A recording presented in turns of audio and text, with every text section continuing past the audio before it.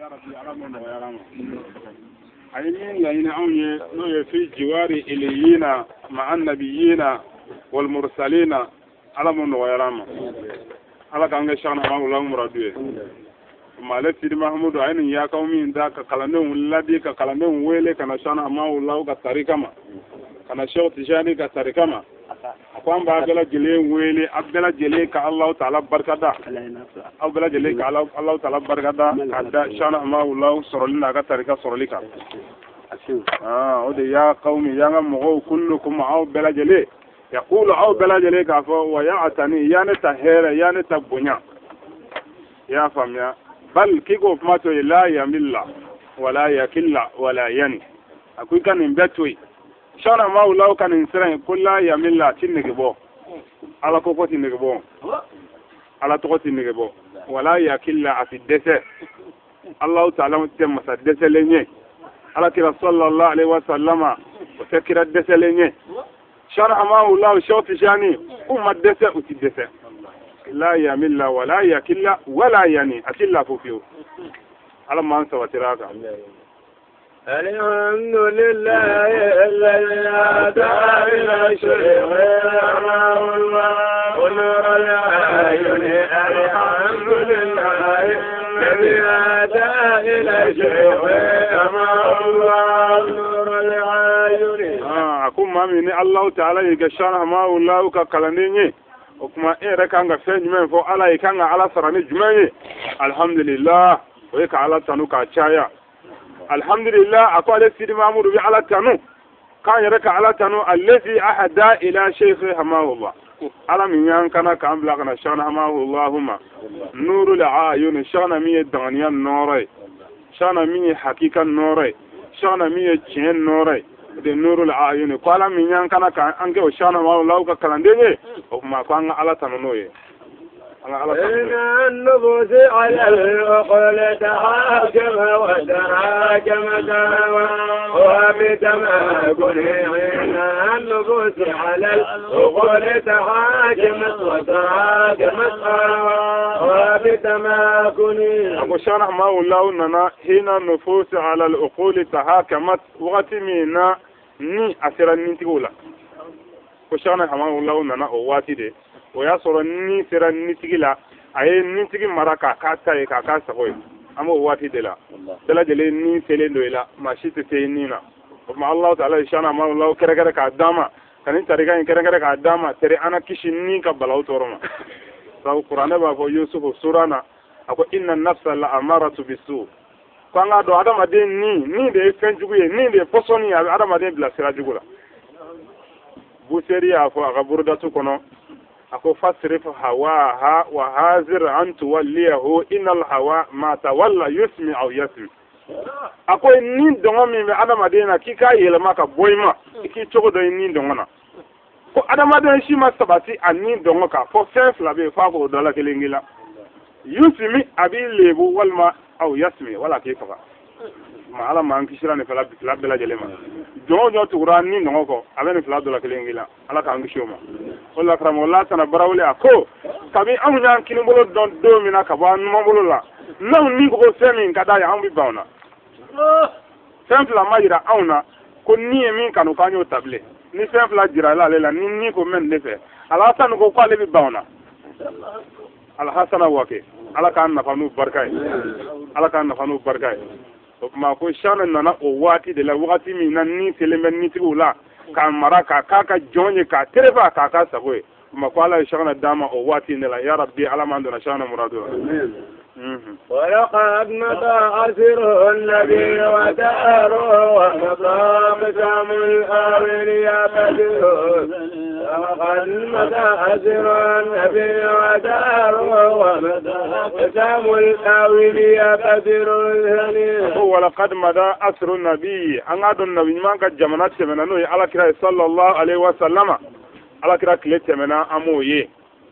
ومضى ختم الأولياء وليك خاتمو نو وليو لباني اوتمنا نو شوتي جاني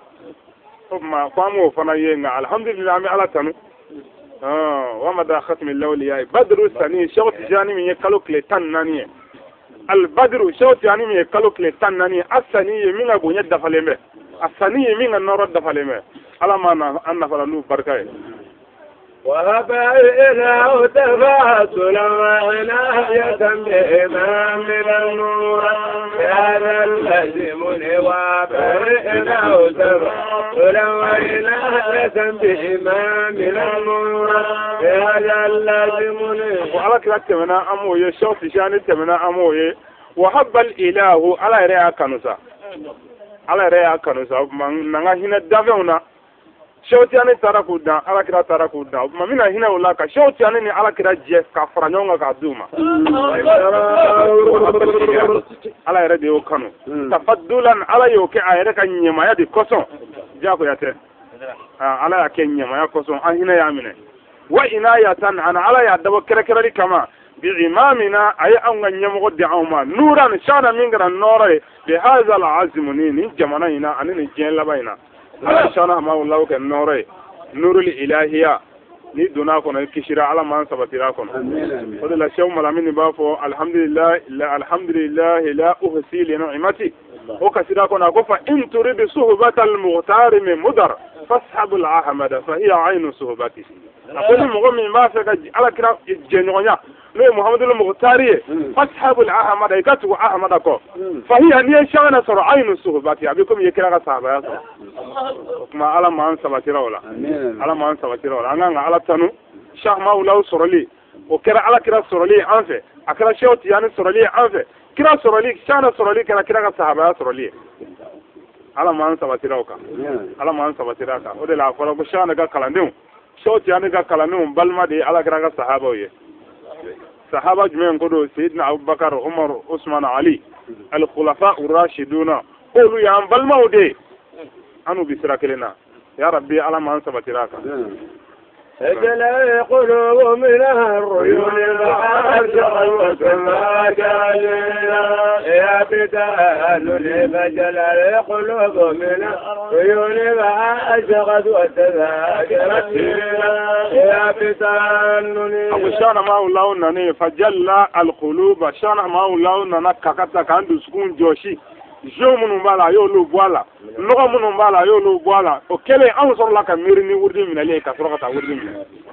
o ma shana barare kyanye kono yana ngana ke shana ka kala ne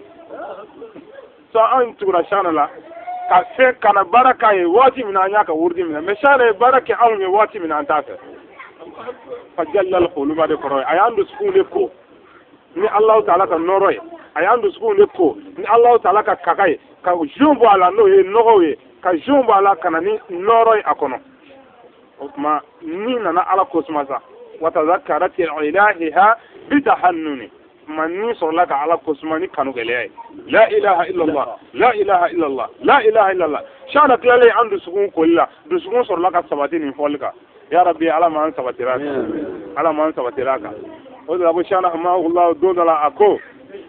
ayafu aka kalamindo ye no ye wala ta kauye unana kana shana ma ullahu ko utato un shana ma ullahu dinga be nyoga no e babai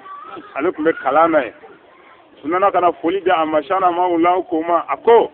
wala ta kalandin ni yayi au kera kalandin au ka kalamo shana ma ullahu de sona aka ka kalandin ko shana de sona au ka kalandin o de la kera kalandin ma shana e baraka ka ko awnya de ako man mi fora awye ay take aketugula ne shana ba don ka jike ga baraka amano awma no ye surakala mo ye ka jita kuma be ka seldi ta kan na ga gelewma shana ko me ay jike akayira saniya asego da majirala no ta aw shana ma allah kira ye safina ko ngelendi awma ka bo allah taala bolo safina ko jeng dongo do shuni kle kono awma nga kala ne be ko ala shen wolowla safina intiba kala ne chena muso ambu ko ala shuni kle she wolowla safnenti ba ko se kiyama jodo ma shana bala kanko anya ka chesiri doro afara to ma nga kete no te shana ba ka barala ma ala mandu sukun sabatira ala mandu sukun sabatira وتداولت أذكارها في يومها وعشية والكل لا يفوت جني تداولت أذكارها في يومها وعشية وبكل ليل متجمع. أقول كلي نينا على كسمة يلما أن ينشأ وتداولت أذكارها في يومها وعشية وبكل ليل متجمع. وبما نيكرا سا أبي على تو يلما أن ينشأ سوما دوفة أن ولا دوفة أن شد بفيونا. لا إله إلا الله أستغفر الله. اللهم صل على سيدنا محمد للفاتح لما أغلق والخاتم لما سبق ناصر الحق بالحق والهادي إلى صراطك المستقيم وعلى آله حق قدره ومقداره العظيم. وبما نيكرا كان يلما أن ينشأ شان ما الله كلي أكبر الله على ما أنسى وتراك. لا بالعقول أو العلوم نافذة بل لا ينام بما في الجبر من شاء فليؤمن ومن شاء فليمل لجمود كلي تويتني. سيدي محمود كان بيتي كلي لا بالعقول أو العلوم ينال ذا. ما أقوانا دون شرح ما الله كلاني أمي في أمولو أقل تجياتي أسرو. إلا بالعقول أو العلوم ينال والمدن تجيا أتاسرو. إن الله تعالى يكركرك كايد ربي كايد. على ما أنكركرك كايد. أقول غاي كنا بطريقة إن كافو كرسا دون واي وما دوالا ولا كرسا حقلي كابو ما دوالا أوفنتو. لا بالعقول أو العلوم ينال ذا اسم إشارة. أقول دون تنسرو حقلي تجيا تاسرو بل أفما بلاي. حقلي كوف مبلا إذا دون كوف مبلا ينالو كلانيا بسرعة شانك وردي بسرعة بفضل الجد المحسن نما سكني ما يا مسا من توكو المحسن كني ما يا مسا على مين يا كدام فيهما على نينا ما كانغ كلانيا يا ربي على ما سرعنا على ربنا كذا سو على باب سورة الرحمن نبي نقولك كو هل جزاء الإحسان محمد يلما نما كانغ سرني جمعة على رسالة كاجابي أكو إلا الإحسان fana tara nyuma ma alami an kere kere kanga shara kala ne aw mata kanga nyuma no ke alay o nyuma nyuma ala barkada ala mangara ka ala barkada ala mangara ka ala barkada لا إله إلا الله لا إله إلا الله لا إله إلا الله لا إله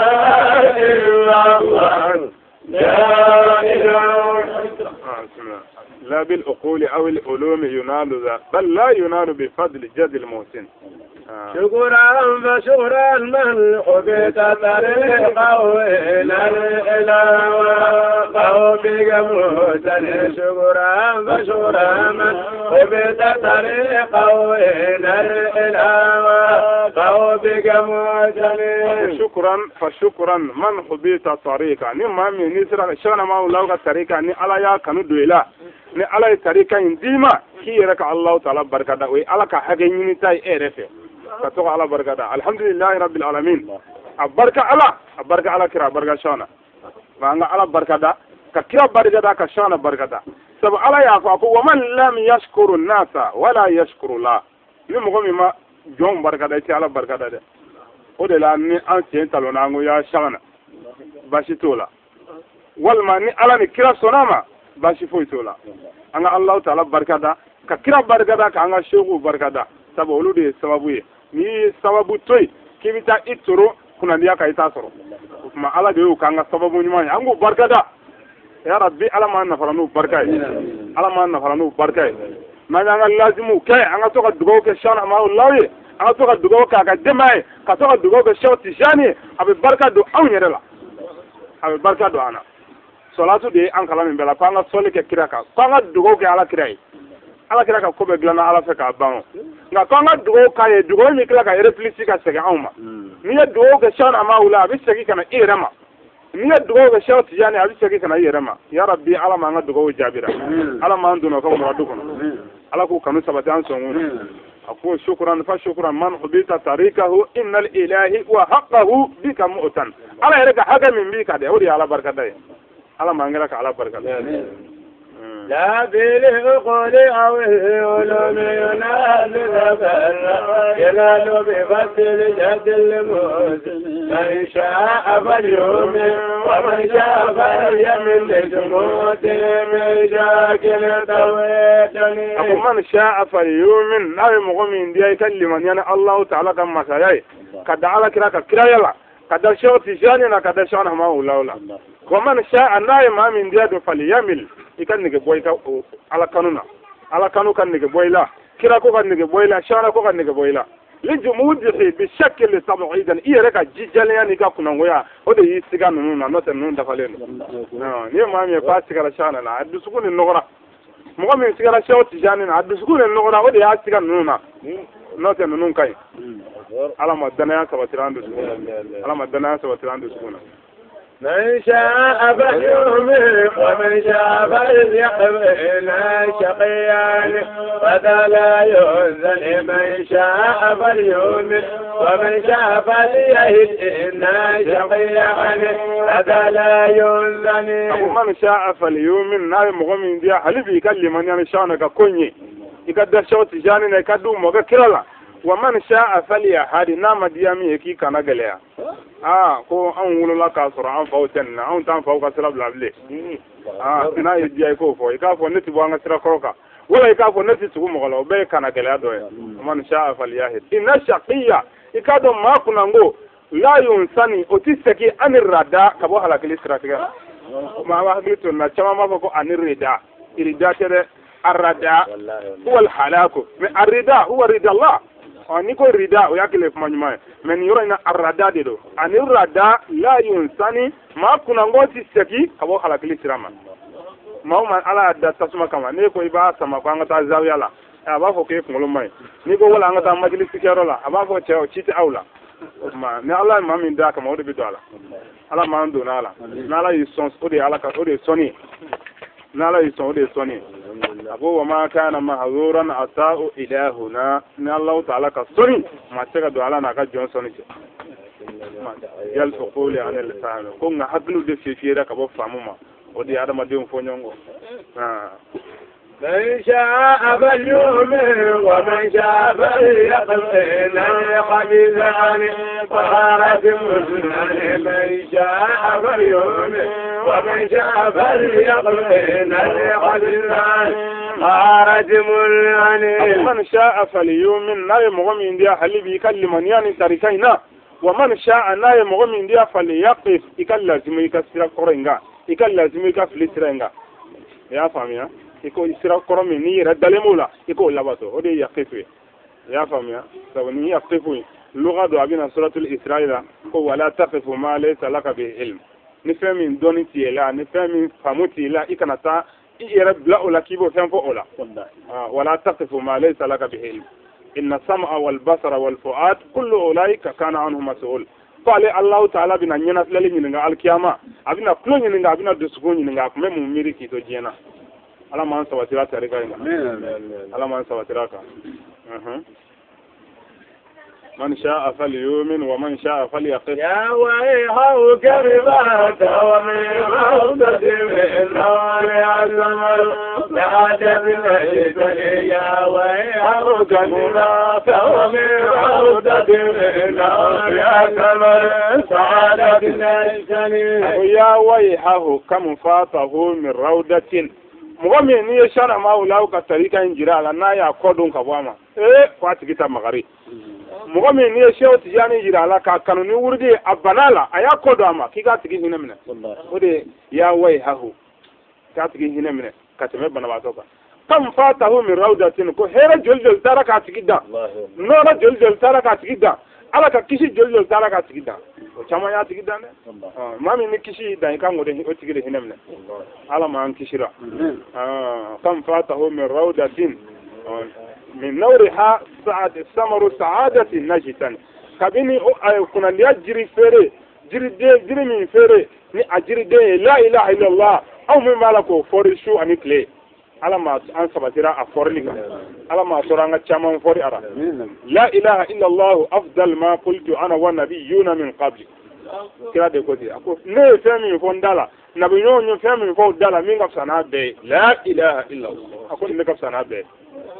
oh la ilaha illa allah allah ta'ala ya tamashin qur'ana kono yoro nani akon la ilaha illa ana o kele akon la ilaha illa huwa akon la ilaha illa anta la ilaha illa allah ma dafalen de ne la ilaha illa allah ala wara shite ko bi sega jonde me ka ko la na ma ke alai la ilaha illa allah ala wara shite ko bi sega jonga ko chen na ma ke alai la ilaha illa allah masa shite ko kishi ba le bolo na ma ke alai ma la ilaha illa allah shan hama allah ka kala ne tauhid tibude shan hama allah ka kala ne mudela wal ma'rif ko طريقاته جاءت كتابا وسنة بلا زيد حكم لا ولا نقص من حكم أقول طريقة إننا على القرآن يعني كلا سنة دكا وكريمة فراغا كريمة بوالا ما على ما أنسى وتراكا فالشرعية فيه ظاهرة وباطنة وباطن الباطن شرعية نده ظاهر بلا جلال مولا نيه فوتيكو لا درو دوني مي باطن مي بيتو دوني او يا على كصالحين او كان يروي باطن الباطن صالحين دما تو سرو او كتبو كان يروي ني بيل شريعه كون ni kutubu borani batinul batinu kabina redressé noy ba fo ko akonte sharia la asre zahiru dorone kala me batinu be duguma ma se batinul batinu be o kutubu ka wala na tawrai o wala da tawra jino o bi ta Allah ta'ala ka hadratul ilahiyya shana ko tede ako danu bi sororo mi kalande kalami ke oro mi donte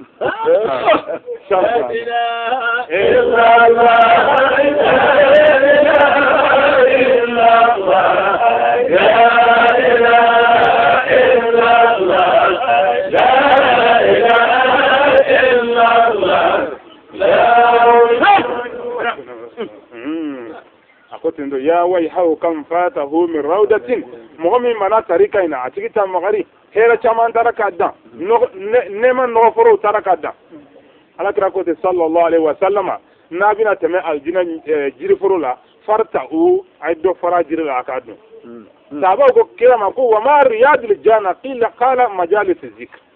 ko kira ma aljina no foro jime jena ya ala kira ko fo majalis zikri zikru sigi rawde aljina no foro ni tɛmɛna k'i sigi ka dɔɔni lamɛn wala ka dɔɔni fɔ a bɛ komi i ye alijinɛ jiriden fɔri k'a dun alijinɛ jiriden a bɛ komi i y'a fɔri k'a dun sani hamahulahu fɛn o fɛn ni ala y'a di a mɔkɛ kira ma n'a dira Seku Tijani ma kira ye nabiɲumanya ni kiraya bɔ a la tɔ bɛɛ dira Seku ma bonya o bonya n'i b'a fɔ ala kira Muhamadu Takiyula شان حماه الله تقي الله محمد ولي الله حماه الله ولي الله محمد حبيب الله حماه الله حبيب الله آيات بلاد لكم ورث الرسول باسمه مع واسمه شان على كلا تشانتا كتولا أنا مانتولا اسمي كتولا أحمد ياي إيساي أحمد يا كوفو قرآن كنو يا بني إسرائيل إني رسول الله إليكم مصدقا لما بين يدي من التوراة ومبشرا برسول يأتي من بعد اسمه أحمد شان هاي نتشنت على كراسة كسرك عن مانتو تشنت نوي على كراك جوجن منياي نوي على كراك منياي نوي على كراك سبلية نوي على كراك هنا نوي على كراك مغري شان ما ولاين بتشنت على ما أنت وترانا كنوي على ما أنت وترانا كنوي ومزايا العلم ليس مزاحما على كرا شان ما ولاو صن فمينا أيودو الله تعالى كهذا سومي منو كصن فين دوما لم يشعر بها مرسل ولا نبي كو شان أني شوت يعني سنتو نبجما مبوا كلامه كرا مبوا كلامه نو مبوا كرا تانغو كادا دو فهم مكينينا ماجرا لايبو دو كرا تا تشوغا دو نبجما تا تشوغا دو نما كو مبوا كرا صلى الله عليه وسلم هذه البيوت تفاجأت وسلاقها وأنيس وأمس وعتقت وأمن هذه البيوت تفاجأت وسلاقها وأنيس وأمس وعتقت وأمن أكو هذه الفيوت أكو ني فايدة من فيني ني شانا ما الله كفايدة جرت عجيب الله فتلقاها إجي كابنيون كدومي الله شانا كفايدة جي بجين بلابو ay jebe labo maoma ni na dogolo ka shana ma ulaw kan nafa serima maoma ni nana dugukolo ka diɲɛ bi shana maulaw ka nafa sere ma hali ni ma kɛ kalanden i b'a nafa sɔrɔ alqiyama jɔn don ni ma kɛ hali silamɛ yɛrɛ i b'a nafa sɔrɔ diɲɛ na mais ni kɛra silamɛ alqiyama i bɛ nafa dɔ sɔrɔ shana maulaw la k'a sɔrɔ i ma wurudi ta shana maulaw a mɔkɛ tirani min wa ma arsalnaka illa rahmatan lil alamin shana maulaw fana nana n'o hinɛ kelen de a nali kɛra danfɛn bɛɛ ma hinɛ ye i b'a fɛ o ye nafa i ye nafa sɔrɔ a la i t'a fɛ o ye nafa sɔrɔ a la sharifu datala bɛ kote a ko haydaraya yɛrɛ bi dugukolo sanfɛ a ko cɛ kelen de kan k'a laminɛ k'i kabankɔrɔ ta n'a ye n'o ye shana maulaw ye datala kote ko cɛ min kan k'a kabankɔrɔ ta n'a ye ko maulaw de ye a ko ale shana maulaw ka to kunna kɔnɔ a ko haydara bɛɛ bi dumuni kɛ o to mina in de kɔnɔ ala ma nafara n'o barika ye datala a y'a dɔn nin ye belebele ye dɛ ale ye kalifaya kɛ shana maulaw talen kɔfɛ datala ye kalifaya kɛ shana maulaw talen kɔfɛ o tuma shana maulaw ka belebele don o de la n'a bɛ tɔgɔ kuma dɔw fɔ a b'a fɔ anw ka kalandenw anw datalanw shana maulaw ya datalanw yɛrɛ de fara u yɛrɛ kan a ye datalanw fara u yɛrɛ kan shana maulaw ko datala ma a ko ale bɔlen joro n'a b'a fɛ a bɛ taa moti a bɛ kurun kɔnɔ ka taa ko shana maulaw nana ale kɔɔri k'a to sunɔgɔ la ko a ye kumakan ɲɛ kelen fɔ a ye ko ale ma ɲin'a kɔ bilen k'a donna ale sunɔgɔbatɔ kɔɔri a y'a sɔrɔ ale b'a fɛ ka taa kuma moti kalandenw ni ɲɔgɔn cɛ a y'ale kɔɔri ko datala a ko i ɲɛ yɛlɛ i bɛ anw shana min nɔfɛ a ko ala ka danfɛn bɛɛ ye fila fila ye fɔ ne ala ye danfɛn da a y'a bɛɛ kɛ fila fila ye fɔ anw wallahi danfɛn bɛɛ ye fila fila ye fɔ shana maulaw o taayɔrɔ man jan filanan bɛ alakira la wa alakira ye jɔn ye Cheikh Tidiane ye jɔn ye shana maula ye jɔn ye Mohamed Ould Shara kelen de don o de la Segu Ibrahima ka kasida kɔnɔ a ko ala ma bu ye ɲɔgɔn da ala tɛna ɲɔgɔn da latigɛ ni laɲiniw cɛ a bɛ bonya dɔw hakili ma u b'a fɔ ma a ka fisa alakira ye wa ayi alakira yɛrɛ de don e b'a bɔ alakira la cogo di shana maula ale yɛrɛ de ye alakira ye Cheikh Tidiane ale yɛrɛ de ye alakira ye Mohamed Ould Shara ale yɛrɛ de ye a fa shana maula ye o tuma n'a fɔra k'a kelen don ko ala ma ɲɔgɔn da o kɔrɔ de ye ala ma kira Muhamadu ɲɔgɔn da a kɔrɔ de ye nin ala ma kira ɲɔgɔn da ala tɛna ɲɔgɔn da latigɛ ni laɲiniw cɛ donc kalifa tɛ se ka ban dugukolo kan o de la Cheikh Tidiane a ko shana maula ma a ko ana wa anta ruhun wahid a ko shana e ni ne ye nin kelen de ye قسم بين جسمين نينجلي من كلالا فاركولو فلان نيونجا نينجلي من كلالا فاركولو فلان نيونجا ودي شوتان شغنا ما بدي ما كلي دومينا شوت جاني افو اكم مجالس ولا نافو قدما يهاتان فوق اعناق الاولياء دومي شوتاني من فوق ان سيف لا بيوليو بكانا ودو شان ما ولاو كو بابا حيدر دي الله كلاني بنما مقدمه ko ale na ga karamo be shana ma wulawo fe ku kilira ga shana ga barola o do shana e baro sabade fo Ibrahim ako baro in sabana ay Cheikh Tidiane ka so ay baro damine ka bi sogoma ko ka tabla selfana na adu abi al-fatiha fatani ka fo mo yani al-fatiha nafa baro islana abalaka ay adamina ola selfana na kana tel lanzarama abalaka salatul fatih samadia fo kala noni baro sabana ana Cheikh Tidiane ga masala ya ko do min Cheikh Tidiane ne fo akan majalisu la fas ko ale sen fila bɛ waliw kana a ko do nye Cheikh Tidiane ta kama nguma ka yege a ko sen fila ko me cogo di Cheikh Tidiane ko ana wa anta aha sen fila nye ne ede sen fila nye ne ede sengle Cheikh Tidiane sengle shana Allah ma ala ma na faramu barka Cheikh Tidiane ko sen fila bɛ waliw bɛ kana وإجمع الشوط يعني سنجلا يعني شانا ما ولا سنجلا به ولو بكانا كمان آدم أنا فوق سي بروح يما الشوط يعني نفضل منا أنا كلا نمربك وعم أقول يلما قد أهجرت واسعا إيه الله تعالى كسيد غيوا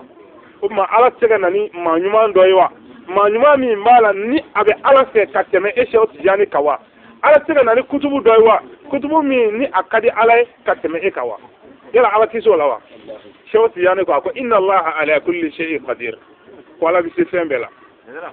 ala bi se fen bela nga fen do be ala toke ashawti anu ko nyingal ba ma ko mi nyinga yelma asete alay kana ni kira do wa kira mi mbala naka bonga te ala kira muhammadu kawa sallallahu alaihi wasallam akoko ala bisola yelma ala tega na ni kira wa kira mi ala don ka te muhammadu kawa ala bi kira mi saka te muhammadu kawa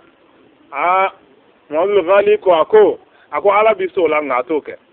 o ma shawti anu ko ako ne resta nyo nyogonai ala bi se kana ni ma nyuma ndoy kana ni kutubu doy min ga sane aw nyem atoke ble o de la fana ko barzakul maktum barzakul maktum de gun laba gumi mala ni yela la kay kishira o gun laba ne shawti an ammo ka dine kera ka kira ya laba ala kira ka laba shawti an ka tarika ngara ka tarika ko daso so ne bisigi na tarika tunatu Allah ta'ala ka kii طريقة الذي فيه الوصول إلى الله طريقة مما سبقنا علما والشيء الثاني طريقة كنا فودته على يوبوني كاني على ما سبتراكم على ما سبتراكم أكو أنغادو ما من شارع كوجرا نايا كودو يا ويحه كم فاته من روضة من نورها ثمر سعادة نشدن على ما ترانغو جرين فوني على ما ترانغو جرين فوني وإذا مرضت ولقد نسعتك يا مريد فلا تتمسي وتسبح شاكرا للمؤمن ولقد نسعتك يا مريد فلا تتمسي وتسبح شاكرا للمؤمن akwai kado ne ngon na jiya da isha na ma Allah ka kala ne ngon na jiya femi ni ala ya jira na nyira ya jira ila muridu fala tazal iya kana wulibile tumusi ibi wula dawse wa tusbihu ani bi sogme dawse shakiran iya barka dabaye lil mu'mini liman ya masai masami ndo ko al mu'min Allah ar-Rahman ar-Rahim al-Malik al-Qudus as-Salam al-Mu'min ika barka da masai masami ndo ko mu'mini ala mangara ka ala barka da ala mangara ka ala barka da وإذا مرت على الأئمة لا تقل يا قوم كلهم يقول وياتني وإذا مرت على الأئمة لا تقل يا قوم كلهم يقول وياتني وإذا مرت على الأهيبة نيت من أي كان موقع نيني بل مكان لهم بين يرمي نيني بالمو ينيوسر يومي فلتقول يا قوم كلكم يقول وياتني أكافو يا أمبلا جليتا هير سو على يانغ كلاني على يانغ كلاني يانغ على بركة نوي شوتي يعني أفاق جواهر كنا كنا سجودك نوني سانفه kanga selu tenduru ke ngoni sanve ka to ala barkada ni tarikan soroli kwanse ala barkada ka saka sana ma kada ka tarikan soroli here chugomina ala ma sabatiraka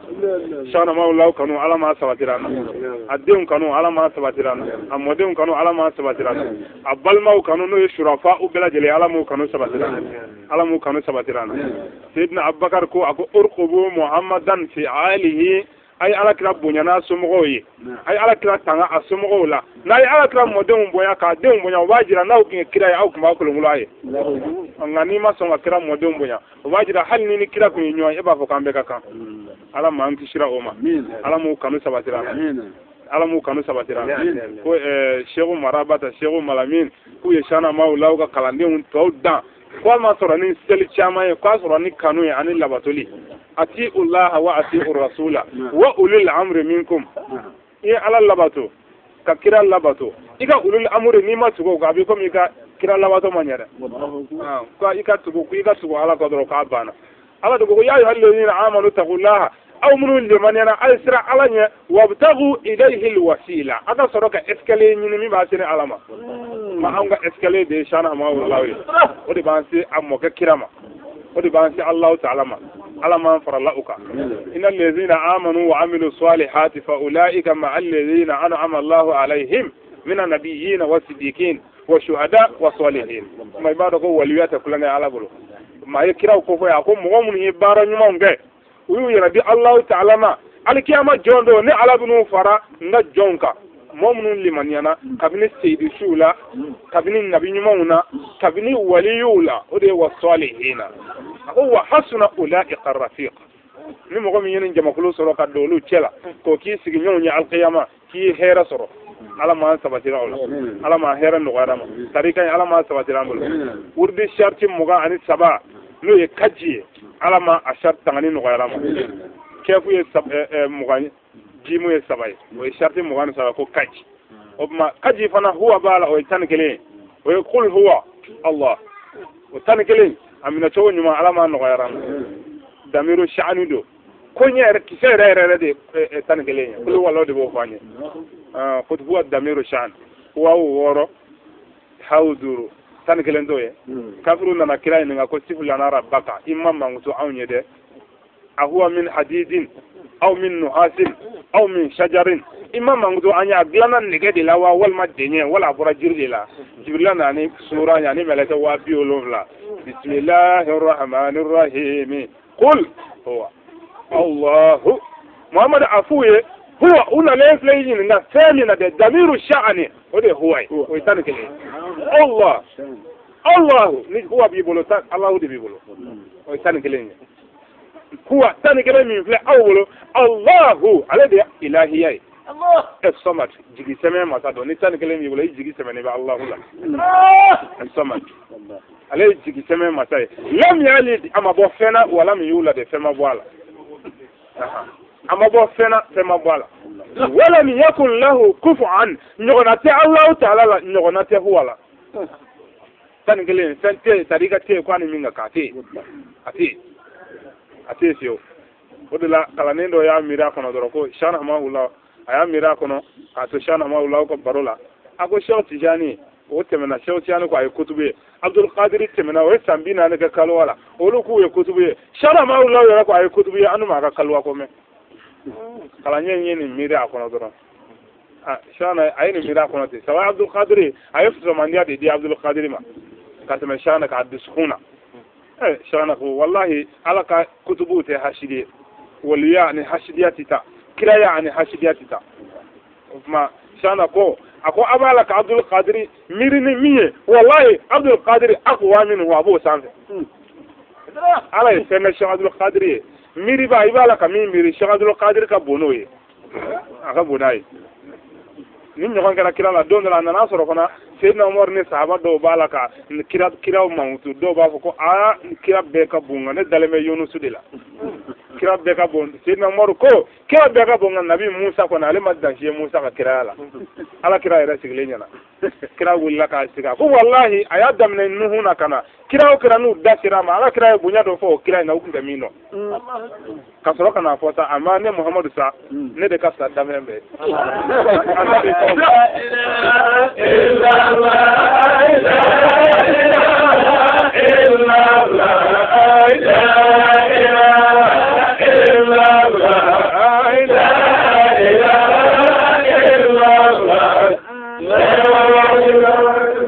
alhamdulillah rabbil alamin akwa le de kafsa damembe antage to ko dambe ala kira do ko alal ikhlaqi antage to ko dambe ne kira kafsa ni alhamdulillah rabbil alamin ma shana maula ko awaka antum la ta'rifuna Abdul Qadir Jilani hatta Abdul Qadir donga sa hagal auni bado nahnu na'rifu auni bado ana Abdul Qadir don agonga amane shara maula ni Abdul Qadir ni bala ko miri wala kadi ya'lamu fi yawmi tajalla fi bahri tajalla ako waliu dama bi to ga examen ke domi na bi fu mako yawmu tajalla fi bahri tajalla ako do shene shama ulani Abdul Qadir nyo soro odo wallahi ayado bi anni aqwa minhu fi rajhiyya ayado wallahi abu Abdul Qadir ya do odo ko ne ba ni cheche so waliu ka bayngono ako mo ke tarajo bayn ko fe ne bahru tajalla am mo ke tarajo ako Sheikh Abdul Qadir ma kore ya Abdul Qadir Jilani iti Abdul Qadir ike bainga kana wali ya bado ko Abdul Qadir akaka abala ka nonike ko abina se bain tamanjala watimi bawo yo bunyanama Abdul Qadir desera ji tamanjala o ma ko kira yi kado ale ma ko ya Ahmad hamahu la iti